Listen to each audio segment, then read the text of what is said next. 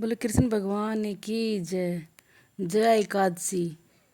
धर्मराज युधिष्ठिर बोले, हे भगवान, आपने माघ माह की कृष्ण पक्ष की षठतिला एकादशी का अत्यंत सुंदर वर्णन किया है। अब आप कृपा कर माघ माह के शुक्ल पक्ष की एकादशी की कथा का वर्णन कीजिए। इस एकादशी का नाम, विधि और देवता का कौन है और कौन से देवता की पूजन करनी चाहिए। श्री कृष्ण भगवान बोले, हे राजन, माघ माह के शुक्ल पक्ष की एकादशी का नाम जया है। इस एकादशी के व्रत से मनुष्य ब्रह्म हत्या के पाप से छूट जाते हैं और अंत में स्वर्ग प्राप्ति होती है। इस व्रत से मनुष्य को योनि अर्थात भूत प्रेत पिशाच आदि की योनि से छूट जाता है। अतः इस एकादशी के व्रत को विधि पूर्वक करना चाहिए। राजन, मैं एक पौराणिक कथा कहता हूँ। एक समय इंद्र नागलोक में अपनी इच्छानुसार अप्सराओं के साथ रमण कर रहा था।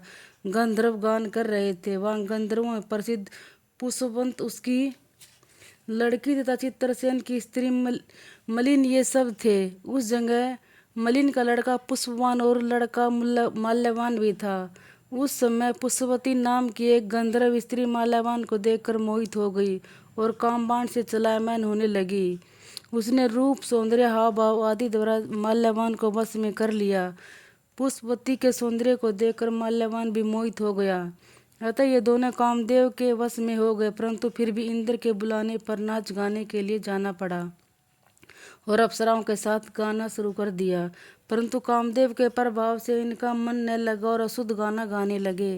इनकी भाव भृंगियों को देखकर राजा ने इनके प्रेम को समझ लिया और इसमें अपना अपमान समझकर उन्हें श्राप दे दिया कि तुम स्त्री पुरुष के रूप में मृत्युलोक में जाकर पिशाच का रूप धारण करो और अपने कर्मों का फल भोगो।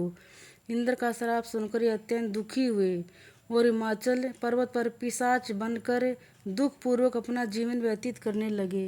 रात दिन में उन्हें एक क्षण भी निद्रा नहीं आती। इस स्थान पर अत्यंत सर्दी थी। एक दिन पिशाच ने अपनी स्त्री से कहा, ना मालूम हमने पिछले जन्म में से कौन से पाप किए हैं जिससे हमें इतना दुखदायी जीवन या पिशाच योनि प्राप्त हुई है। देवयोग से एक दिन माघ माह के शुक्ल पक्ष की जया नाम की एकादशी आई। इस दिन दोनों ने कुछ भी भोजन न किया और न ही कोई पाप कर्म किया। इस दिन केवल फल फूल खाकर ही दिन भर व्यतीत किया और मान दुख के साथ पीपल के वृक्ष के नीचे बैठ गए। वह रात्रि इन दोनों ने एक दूसरे चिपट कर बड़ी कठिनता के साथ काटी। सर्दी के कारण उनको निद्रा भी नहीं आई। दूसरे दिन प्रातः होते ही भगवान के प्रभाव से इनकी पिशाच देह छूट गई और अत्यंत सुंदर अप्सरा और गंधर्व की देह धारण करके तथा सुंदर वस्त्रों तथा आभूषणों से अलंकृत होकर नागलोक को प्रस्थान किया। आकाश में देवगण तथा गंधर्व इनकी स्तुति तथा पुष्प वर्षा करने लगे। नागलोक में जाकर इन दोनों ने देवराज इंद्र को प्रणाम किया।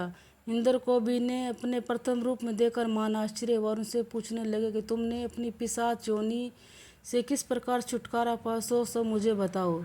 इस प्रकार माल्यवान बोले कि देवेंद्र, भगवान विष्णु के प्रभाव तथा जय एकादशी के व्रत के पुण्य से हमारी पिशाच देह छूटी है। इंद्र बोले, हे माल्यवान, एकादशी व्रत करने से तथा विष्णु के प्रभाव से तुम लोग पिशाच की देह से छोड़कर पवित्र हो गए और हम लोगों के भी वंदनीय हो गए हो, क्योंकि शिव भगत हम लोगों की वंदना करने वाले योग्य है। तय आपको धन्य है, धन्य है। अब तुम पुष्पावती के साथ जाकर विहार करो। ये युधिष्ठिर, इस जय एकादशी के व्रत करने से समस्त योनि छूट जाती हैं। जिस मनुष्य ने इस एकादशी का व्रत किया है उसने मानो सब यज्ञ तप आदि किए हैं। जो मनुष्य भक्तिपूर्वक जय एकादशी का व्रत करते हैं वह वैसे ही सहस्त्र वर्ष तक स्वर्ग में निवास करते हैं और जो इस कथा को सुनते हैं उन्हें भी भगवान की कृपा प्राप्त होती है। बोलो कृष्ण भगवान की जय।